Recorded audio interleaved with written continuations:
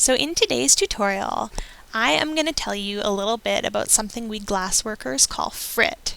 That's F-R-I-T, and it simply means glass that has been ground up into small pieces.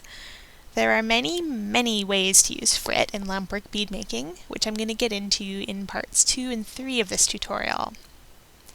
There are a bunch of companies out there selling frit blends. I'm sort of a Val Cox girl myself. I'm the most familiar with the Val Cox blends.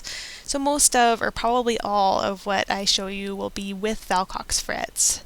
The stuff I'm going to show you here can obviously be applied to frit from other companies too, or even frit you make yourself, which I'm not going to show you how to do since I haven't done it personally as of yet. So frit usually comes packaged either in plastic baggies or in little glass or plastic jars.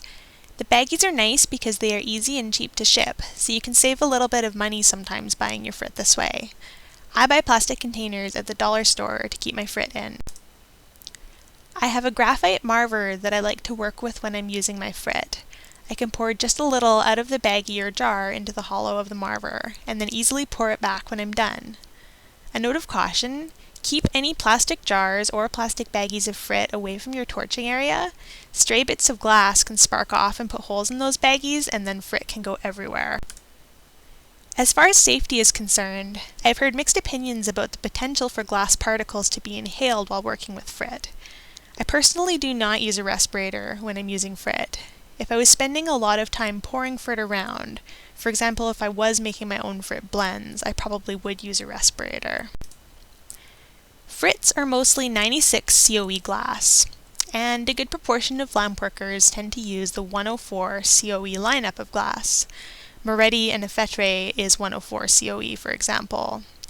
The reason that frit makers use the 96 COE color palette is the range of supersaturated colors available in this COE. And because of the high metal content in these rich colors, it's actually okay to do a bit of mixing COEs. That's right! You can use 96 COE frit with 104 COE glass as a base. You can even encase it. The official rule here is the 10% rule. You don't want more than 10% of the bead to be comprised of the 96 COE frit. This is a loose guideline that involves eyeballing more than any exact measuring. Usually, rolling your bead in a layer or even 2 layers of frit will work out just fine. Making test paddles is a really good way to try out your frit on different bases to see what will look good.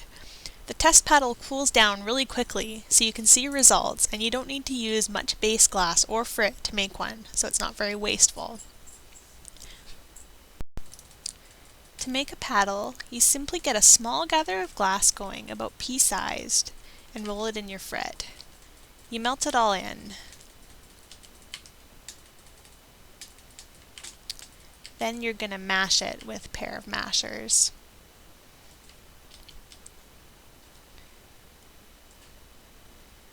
You can flame polish it a bit to smooth the surface, as those annoying chill rings tend to show up otherwise.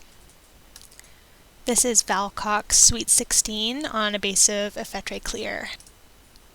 You can also roll the gather in silver foil, marver it, and then roll it in your frit. This will show how the frit and color react with the addition of silver. Some frits love silver, others not so much. Again, this is Val Cox Sweet 16 on a base of Mereti Clear with silver foil. Now, as for base colors for frit, there are some colors that usually work quite well. First of all, white.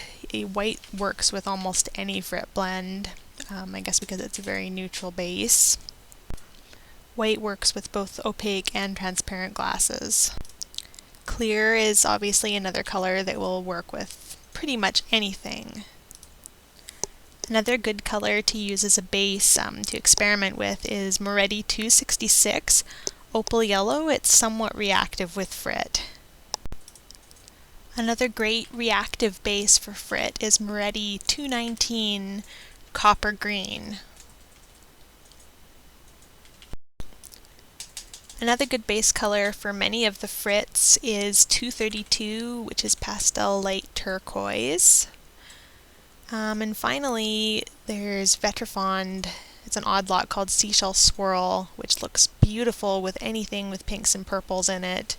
Unfortunately, it's no longer in production, so if you have a stash, this is a good way to use it. I have a couple of pounds saved up because it's just such a beautiful color. And so lastly, I'm going to show you this kind of poopy looking bead. This is an example of when a base glass is a little bit too reactive. This is ivory, which looks pretty bad with most frit. There are some exceptions to this, but in general you're not going to want to use ivory because it just gets too muddy to really see anything that's going on there. These are just some suggestions to get you started as far as base colors go. Experiment with everything and anything, and I mean, that's half the fun of frit, is just all the huge wide variety of results that you can get with it. To sum up, frit is a really awesome way to enhance your color palette and add vitality and interest to your beads. Once you start playing with frit, you are sure to get addicted. I really did. Thanks for watching, and I hope you enjoyed this tutorial. Check us out at twoglassyladies.ca for more information. Two Glassy Ladies Productions.